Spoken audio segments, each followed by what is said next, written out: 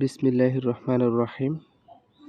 ইতিপূর্বে আমরা present indefinite tense যুক্ত অ্যাক্টিভ ভয়েসকে কিভাবে প্যাসিভ ভয়েসে পরিবর্তন করতে হয় এই বিষয়টি নিয়ে আলোচনা করেছি।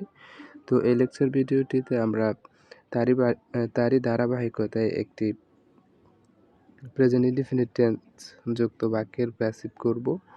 তো এই প্রশ্নটি নেওয়া হয়েছে কুমিল্লা বোর্ড থেকে। এটি নবম দশম শ্রেণীর একটি প্রশ্ন। তো চলুন শুরু করি।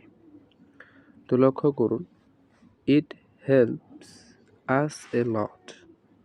তো আমি বলেছিলাম যে শুরুতে আপনাকে যে কাজটি করতে হবে সেটি হচ্ছে যে বাক্যটি পড়ার পরে ভার্ব চিহ্নিত করতে হবে।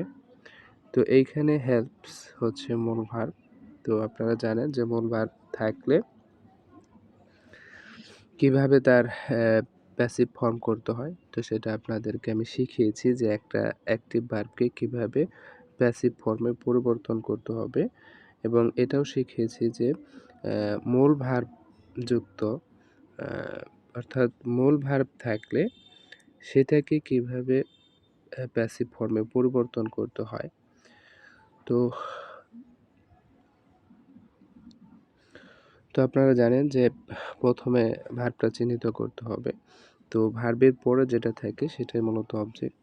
তো এখানে হেল্পস এর পরে যেটা রয়েছে আস, এটা হচ্ছে অবজেক্ট। তো এর সাবজেক্টিভ ফর্ম বসাতে হবে শুরুতে।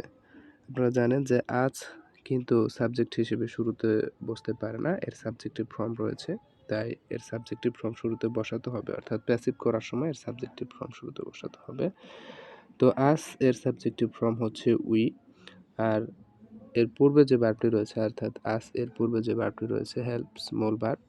তো এর প্যাসিভ ফর্ম হবে আর হেল্পড, কারণ হচ্ছে উই এর পরে অক্সিলারি হিসেবে আর বসে, অর্থাৎ অক্সিলারি ভার্ব আর বসতে পারে, এবং এরপরে মূল ভার্বের পাস্ট পার্টিসিপল ফর্ম বসাতে হয়। তো আপনারা জানেন যে যদি প্রেজেন্ট ফর্ম থাকে তাহলে সেই ক্ষেত্রে সাবজেক্ট অনুযায়ী অক্সিলারি অ্যামিজার নিতে হয় এবং এরপরে মূল ভার্বের পাস্ট পার্টিসিপল ফর্ম বসাতে হয়। তো সেই অনুযায়ী উইয়ের পরে যেহেতু আর বসে, সুতরাং আর বসানো হয়েছে, এবং হেল্পস এর পাস্ট পার্টিসিপল ফর্ম হচ্ছে হেল্পড। তো এরপরে এলট বসবে, কারণ হচ্ছে এলট হচ্ছে অ্যাডভার্ব, আর আপনারা জানেন যে অ্যাডভার্ব ভার্বকে মডিফাই করে। সুতরাং হেল্পড এর পরে অর্থাৎ আর হেল্পড এর পরে লট বসাতে হবে এবং এরপরে বাই ইট বসাতে হবে, অর্থাৎ ইট এর অবজেক্টিভ ফর্ম যেহেতু ইট, সুতরাং এর পূর্বে বাই যুক্ত করে ইট বসাতে হবে।